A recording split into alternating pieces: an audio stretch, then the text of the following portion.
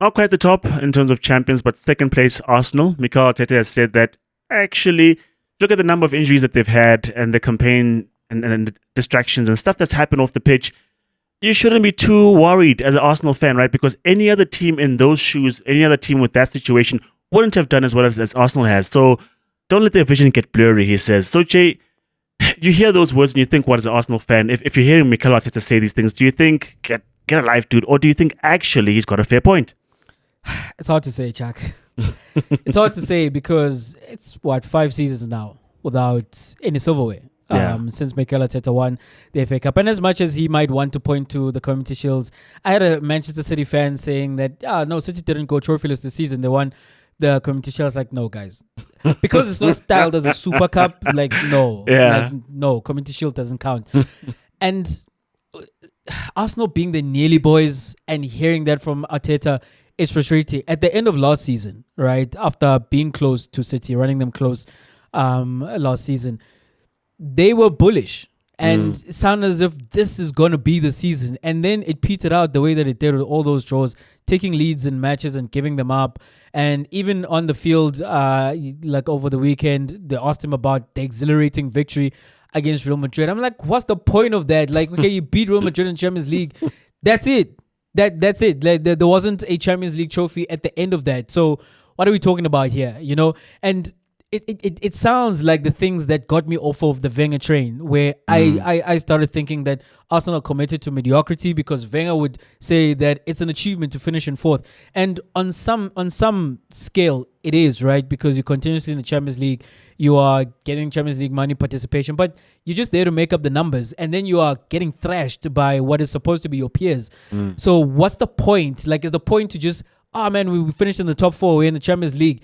Because if that is who Arsenal are, and this is what I've started to probably reimagine so that I'm not hurt by the events that happen at Arsenal, that Arsenal maybe are not like an absolute giant in the sense that you think of the giants of European football. And if that is the case, if Arsenal finish second, it's a good season. If they make it to the semi-final of the Champions League, it's a good season. On that one occasion where eventually they're going to win the league again, it's going to be something really worth celebrating, right? And like being happy about. And so a season like this where you made the semis, you finished in second in spite of the injuries that you suffered, if Arsenal are a rung below the absolute big teams, that's a good season. But that's not what we are being sold, like by Arsenal, not by the fans, not by the coach who's now speaking on this, because we are looking at you as a team who's able to sign players worth 100 million to be at the very top. So yes, there's no going away from the fact that Arsenal were hampered by the injuries, but also you had the opportunity to sign a striker in January, but you decided not to, right? And these are then the results. I don't think Arsenal fans should be asked to be grateful, or rather to take on a different paradigm than one of frustration that they might have, because the season again is another one that's ended without any silverware. So I know what Mikel is saying, but I'm not completely on board with that, because as I'm saying, it plunges Arsenal back into that space where mediocrity is success, or like some modicum of success is something to be celebrated. And again, if Arsenal want to style themselves as I'm saying, just below the absolute giants, then yes, it's a good season. But that's not why all these people just supported Arsenal. When Arsenal were going head to head with United in the late 90s, early 2000s, that is the team that you still imagine that they are. Maybe they're not. That was just that period, you know, and Arsenal fans should readjust how they look at the team, and maybe they should look at it the same way that Mikel does. I just don't like it, though. I don't agree with that statement, Jay, because for the run that he's put together, for the consistency that he's built up with his team in terms of always pushing City quite close, you want to win something at some point. You can't at some point be good and then revert to excuses. Pep says his team were rubbish, and case in point, we saw in the FA Cup that indeed they are not good enough. And so if you're going to be that good, if you're going to be second place, if you're going to be chasing titles, then you have to find a way. That's what teams who win do. They find a way. Because if you think about it, Jay, as you listed as well, he had a chance to buy a striker, but instead he's got a Calafiori. Instead he went to buy a Mourinho. Instead there's a Sterling, and you're like, are these players taking Arsenal a level up, or is it just bodies?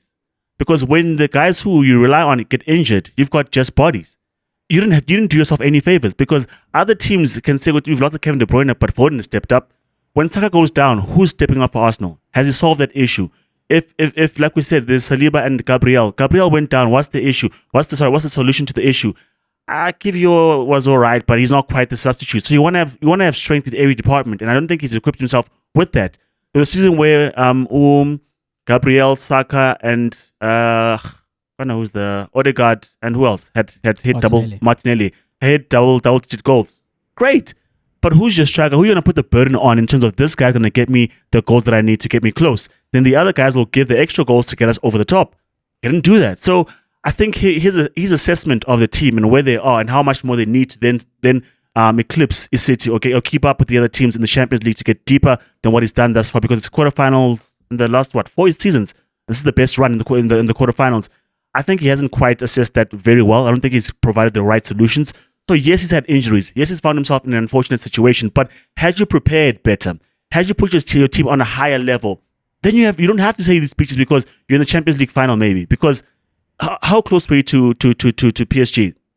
Close enough. But if you had a striker, if you had someone better than maybe, can we say Declan Rice because he performed against Real Madrid? I don't know. But if you have someone better than Martinelli, because Saka came back, right, and he was great to have. But if you address those options, you're like, okay, I don't have, because you're looking to Trossard to change your game. And Trossard has been a game winner for Brighton. He was the first thing that came to Arsenal. He stopped being that. What's your response to that? Because players have come, some of them have blossomed, some of them have held the standard, some of them have hit a poor run, and there hasn't been any change because you're still looking for, okay, he hasn't played with Jorginho, but why is Jorginho still in the squad? Why did you even chase Sterling to begin with? You still have a Zinchenko. I don't know if Zinchenko is still good enough, but Timber has been an upgrade. Those are right moves, right? So I'm just thinking to myself that when he had the chance to do the right thing, I don't think he's acted in the best way. So he's got a point, but not for Arsenal. If you're any other manager, you can make these statements, not for Arsenal, not now. Yeah, Chuck, next season, no excuses. Because you imagine that reports tell us that Zubimendi is coming to Arsenal, and that should be an upgrade on Thomas Partey. Same thing in terms of the passing and controlling of matches, but should be better in duels and defensively. And then we presume as well Arsenal are gonna go sign a striker. So if you then reinforce in those areas, and you don't imagine you'll have the same kind of injury bug hit the team next season, but there are no excuses come next season.